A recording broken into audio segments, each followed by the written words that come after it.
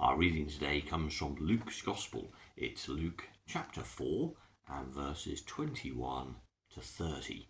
And it follows on immediately from last week's reading, where we heard how Jesus goes back to his hometown in Nazareth and goes to the synagogue and is handed the scroll where the words of Isaiah are printed. And we take it up from 21. Jesus rolled up the scroll, gave it back to the attendant and sat down. All the people in the synagogue had their eyes fixed on him as he said to them, "This passage of Scripture has come true today as you heard it being read." They were all well impressed with him and marvelled at the eloquent words that he spoke. They said, "Isn't he the son of Joseph?" He said to them, "I am sure that you will quote this proverb to me, 'Doctor, heal yourself.'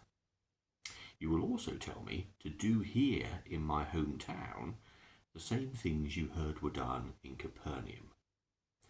But I tell you this," Jesus added, "a prophet is never welcomed in his hometown. Listen to me. It is true that there were many widows in Israel during the time of Elijah, when there was a drought for 3.5 years and a severe famine spread throughout the whole land. Yet Elijah was not sent to anyone in Israel, but only to a widow living in Zarephath, in the territory of Sidon. And there were many people suffering from dreaded skin disease who lived in Israel during the time of the prophet Elisha. Yet only Naaman was healed." When the people in the synagogue heard this, they were filled with anger. They rose up, dragged Jesus out of the town, and took him to the top of the hill, where they were intending to throw him over the cliff. But he walked through the middle of the crowd and went his way. Sorry, that was a bit halting.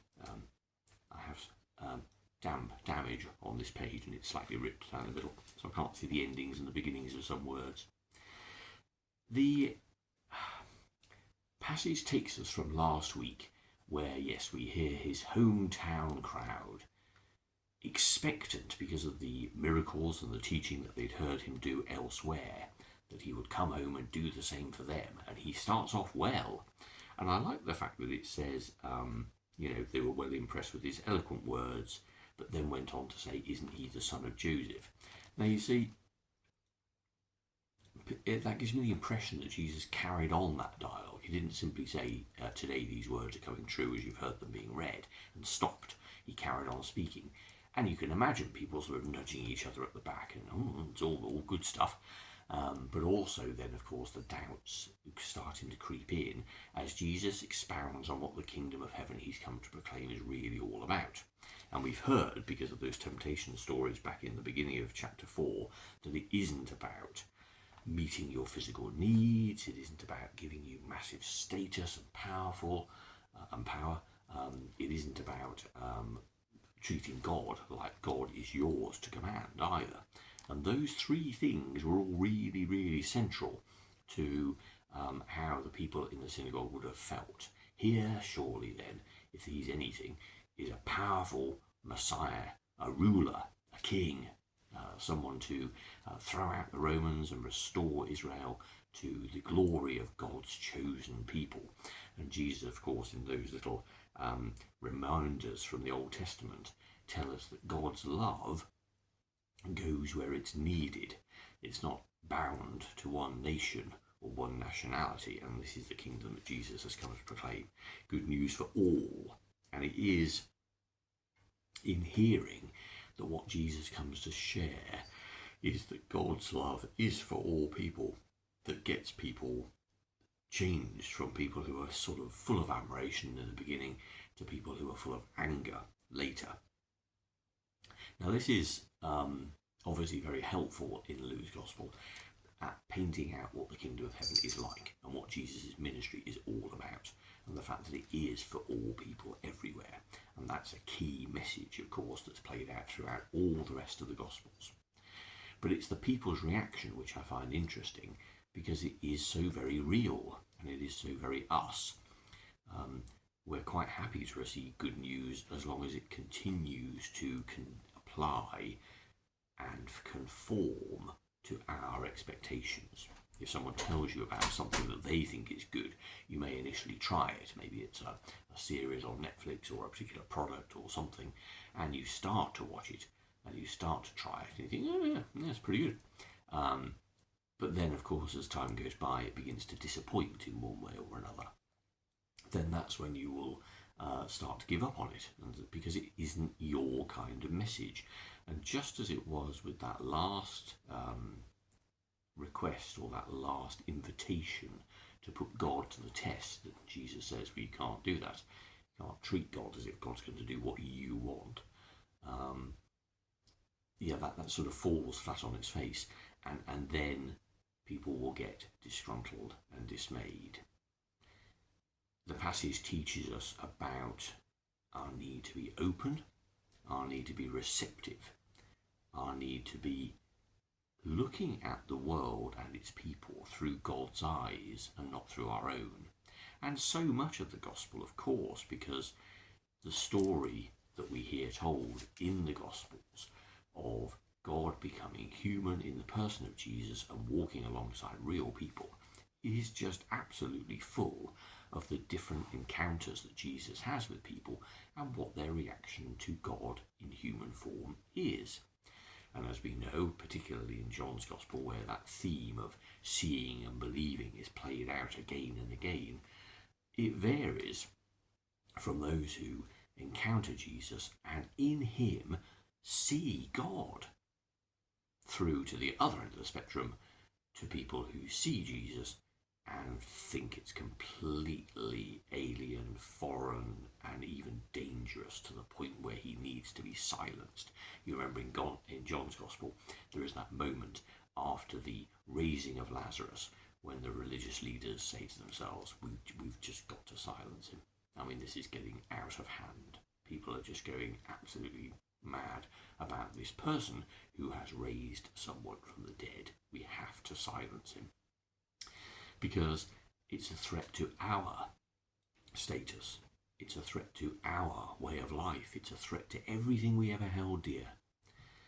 And we are all like that. And we're all capable of reacting like that. That our way is the only way, ultimately.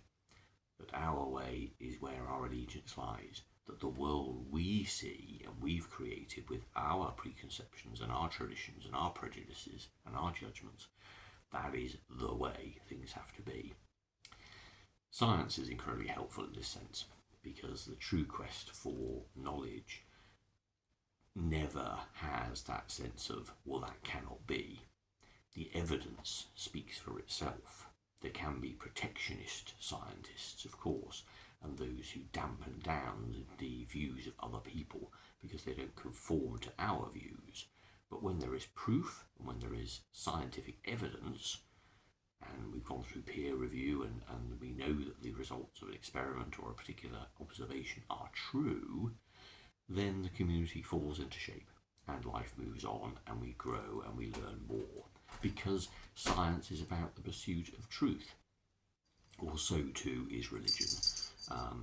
And for us, certainly those of us who've encountered the living God through the person of Jesus, or in any other way that we come to glimpse God's glory, then for us there is a quest for truth which is complete. We don't, through our knowledge of God, understand the inner workings of our universe, or the behaviour of microscopic, way beyond microscopic quantum particles. We don't, through our knowledge of religion, understand how to solve the big problems of our environment, but we do know how to behave with other people, and ultimately behaving right with other people, certainly within the context of our own planet, is what will save us from environmental disaster, warfare, and horror. Because all of the things that we do which negatively impact on other people, and that includes ourselves with our own behaviours, those are the things which are governed by how we as individuals react, the priority we give to certain things in our lives, the amount of care and love we show to one another. And it's interesting always, I think, because people will feel that looking at the small things that we do in our lives, in our immediate context to the people around us, to all those strangers that we meet and how we interact with them, as if that's got nothing to do with the world's big problems. But just as this episode here shows how a people can react to Jesus in the context of his teaching in the synagogue, so it is for you and I that as we move around and through God's world, it is how we interact with other people which has that infinitely small sometimes impact on their lives and their impact on other people's lives. Those ripples of either goodness or badness do spread from the lives we lead in as we sit in our houses completely isolated and interact with nobody. And there again, of course, we're negatively impacting on the world because we're not out in it creating positivity and creativity. We are creatures blessed with an existence, with gifts and talents, and even to hide those things is to do bad and to do negative things to the world. One of the things that Jesus, in fact perhaps the thing that Jesus, God in human form, came to do was to ignite in all of us that flame of creativity through the gift of immense and wonderful love. It is by being warmed in our hearts that we then have an existence which can make a difference to other people, as well as being an intense blessing to ourselves. It's not the way the world lives. It doesn't give you a big salary, it doesn't give you an important title, and neither does it protect you from the things that go wrong in this world. But it does give you the spark of life, which is the source of joy for us and for others. For regardless of who you are in the world, your context, and what your tradition might be, to know that you are loved by the God who made all things is, I believe, the most important thing we can ever convey to another human being.